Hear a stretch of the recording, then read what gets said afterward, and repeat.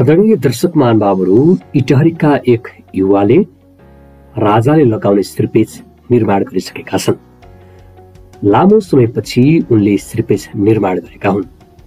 यति बेला पूर्व राजा परिवारका सबै सदस्यहरू झापामा रहेका छन्। देशभरका राजावादीहरू काठमाडौँमा ओइरिरहेका छन् र फागुन 8 गतेदेखि काठमाडौँ घेराउ गर्न राजावादीहरूले विभिन्न कार्यक्रमहरूको आयोजना गरिरहेका छन्। पूर्व राजा ज्ञानेन्द्रको लागि ती युवाले आफैले श्रीपेच निर्माण गरेका हुन्। पछिल्लो समय देशको राजनीति अवस्था पनि निश्चित थाहा छैन।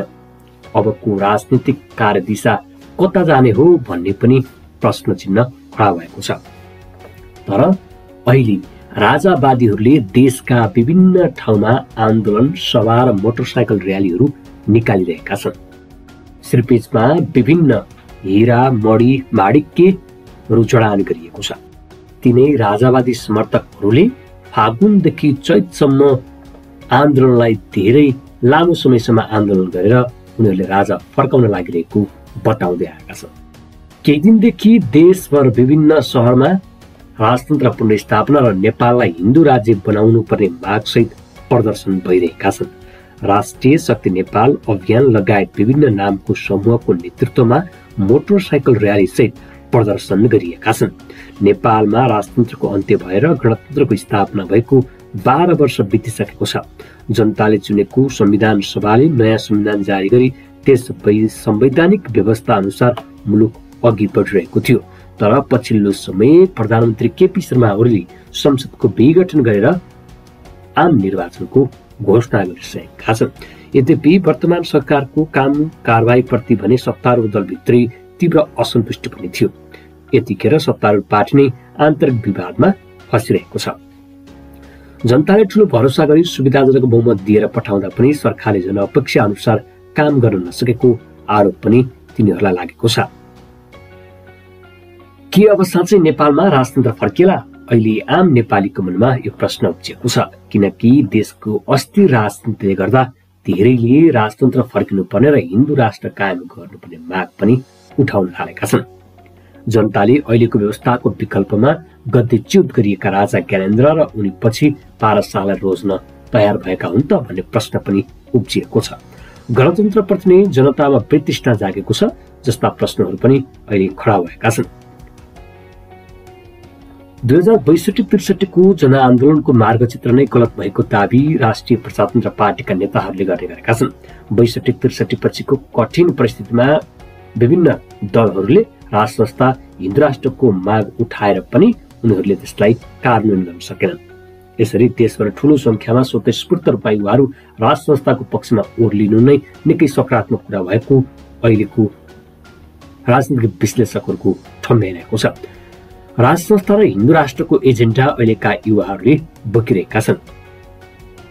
केही समूहले मोटरसाइकल र्याली गरेर राजतन्त्र पुनर्स्थापनाको माग गरिरहेका छन्। देशका विभिन्न ठाउँमा राजावादीहरूका विभिन्न समूहहरूले आन्दोलनहरू गरिरहेका छन्।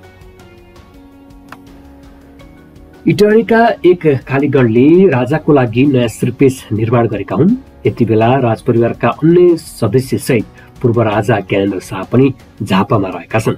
काठमाडौँमा फागुन 8 गतेदेखि राजावादीहरूले सक्रिय रूपमा काठमाडौँ घेराउ गर्दैछन्। कर्णबहादुर सेन्चुरीले करिब 1.5 लाख रुपियाँमा राजाले लगाउने नयाँ श्रीपेच निर्माण गरेका हुन्। विभिन्न धातु सहित श्रीपेच निर्माण गरिएको बताइएको छ। राजाले राजगद्दीमा प्रयोग गर्ने श्रीपेच निर्माण गरिएको हो। शाहवंशीय राजाहरूले प्रयोग गर्ने श्रीपेचमा 750 भन्दा बढी हीरा रहेका छन्। हीरा, माडी, रत्नले जडान गरिएको उक्त श्रीपेच राजालाई लगाइने तयारी गरेको पनि बताइएको छ। पछिल्लो समय देशमा बढेको अस्थिर राजनीतिका कारण धेरै नेपालीहरूले हिन्दू राज्य सहितको राजतन्त्रको घोषणा गर्नुपर्ने माग पनि जोडतोडले उठाइरहेका छन्। दर्शक महानुभावहरू, अहिले नेपालीहरूको प्रश्न भनेको राजतन्त्र पुनर्स्थापना गर्नुपर्छ भन्ने पनि छ भने कतिपय नेपालीहरूले भने राजतन्त्र फर्किन नसक्ने दाबी गरेका छन्। तर राजतन्त्रको लागि धेरै युवाहरू पछिल्लो समय आन्दोलन गर्न अर्थात् मोटरसाइकल र्याली र सभा समारोह गर्दै हिँडिरहेका छन्। 2062-63 सालको जनआन्दोलनमा राज संस्थालाई राजगद्दीबाटै निष्कासन गर्ने एजेन्डा नभए पनि दलहरूको षड्यन्त्रका कारण राज संस्थाको र राजगद्दीको अवसान गरिएको कतिपयले आरोप लगाउने गरेका छन्। तर पछिल्लो समय देशको अस्थिर राजनीतिका कारण फेरि राजतन्त्र स्थापना गर्न सकिने आकलन पनि धेरैले गरेका छन्। जुन बेला राजनीतिक स्थायित्व र देशको समृद्धिको कुरा भइरहेको छ त्यो बेला किन राजतन्त्रको पुनर्स्थापना बारे पनि चर्चा चल्न लागेको छ भन्ने प्रश्न छ। यो नेपालको दुर्भाग्य हो कि कालगतिले निर्धारित गरेको बाटो हो नयाँ अब आउने राजतन्त्रप्रति। नयाँ संविधान, नयाँ व्यवस्था, नयाँ मान्यता, नयाँ आकांक्षाले मानिसलाई दोहोर्याउनु पर्ने बेलामा किन तिनीहरूले विकल्पको चर्चा, सम्भावना र सङ्घर्षको वातावरण देखा परिरहेका छन्? यसको एउटै कारण छ वर्तमानको विधिबाट जनता सन्तुष्ट हुन सकिरहेका छैनन्। राजा ज्ञानेन्द्रको शासन सत्ता सुरु भए यता राजतन्त्र नै फाल्ने कुराकानी चलेको थिएन। तर जब उनले शक्ति र सत्ताको सदुपयोग गर्न छाडेर आफूमा नै केन्द्रित गर्दै गए तब मात्र राजतन्त्र विवादमा आएको भन्ने आरोप पनि धेरैको छ। 2046मा पञ्चायत व्यवस्था फाल्ने आन्दोलन भएको थियो। त्यस बेला राजतन्त्रलाई आघात पुर्याउने आन्दोलनको लक्ष्य थिएन।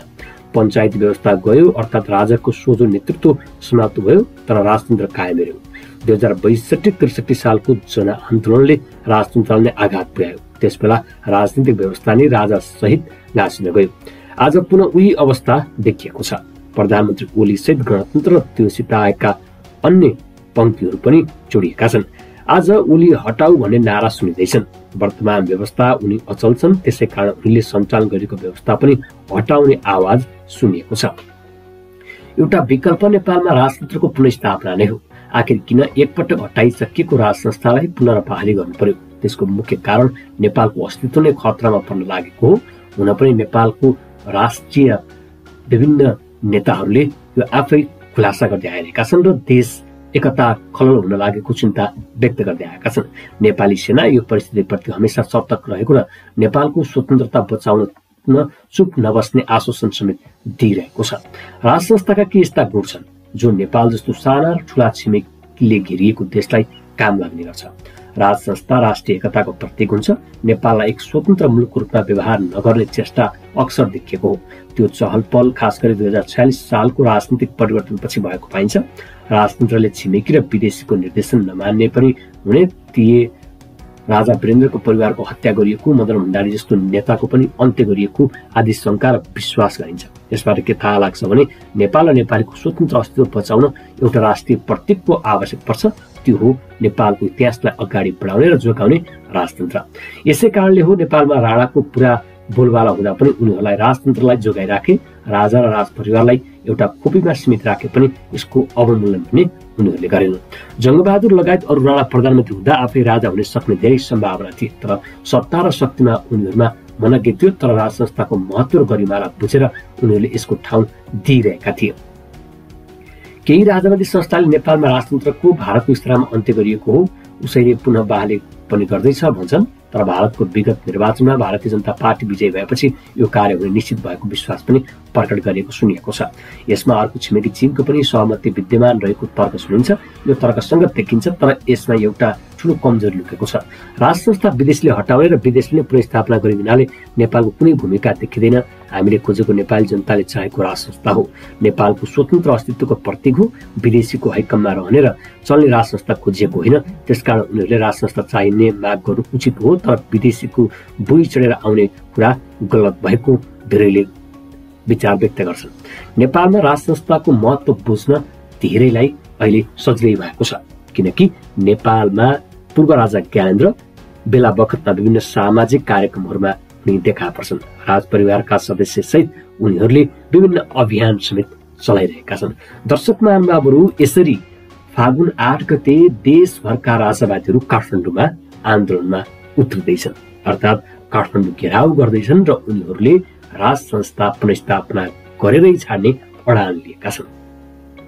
यसो त केही समय अगाडि पूर्व राजा ज्ञानेन्द्रले पनि आफ्ना समर्थकहरूलाई चैतसम्म आफ्ना गतिविधिहरू निरन्तर सञ्चालन गर्न आग्रह गरेको विशेष स्रोतले बताउँदै आएको छ। यति बेला राज संस्था पुनर्स्थापनाको माग उचित रहेको राजावादीहरू बताउँछन्, किनकि नेपालमा पछिल्लो समय संसद विघटन भएर आगामी देशको राजनीतिक अवस्था कता जान्छ भन्ने निश्चित भने छैन। फागुन 8 गते माइतीघर मण्डलामा काठमाडौँ उपत्यकावासी जनताको आयोजनामा हुन गइरहेको राष्ट्रिय झण्डा जुलुस कार्यक्रममा एकजुट भई एकताको मोतीको माला हुनेर कार्यक्रम सफल बनाउन भनेर आह्वान गरिएको छ। लेखिएको छ, गन्तव्य सबैको एउटै हो, चाहे खाली खुट्टाले हिँड्योस् या सुटबुटमा, गरिब होस् या धनी, उही सत्य, उही गन्तव्य, उही परिवार, हामी नेपाली। सबैको चाह एकै हिन्दू अधिराज्य देश बचाउने र राज संस्था पुनर्स्थापना सहित हिन्दू अधिराज्य कायम गर्ने महाअभियानमा राष्ट्रिय झण्डा मुनि एकबद्ध भई एकता जनाउन हुन विनम्र अनुरोध गरिन्छ भनेर लेखिएको छ। राजावादीहरूले फागुन 8 गते शनिबार काठमाडौँमा विशेष कार्यक्रम गर्दैछन्। अझ राजावादीहरूको कार्यक्रम फागुन 21 गतेदेखि चैत 11 गतेसम्म निरन्तर रूपमा गरिरहने उनीहरूले बताउँदै आएका छन्।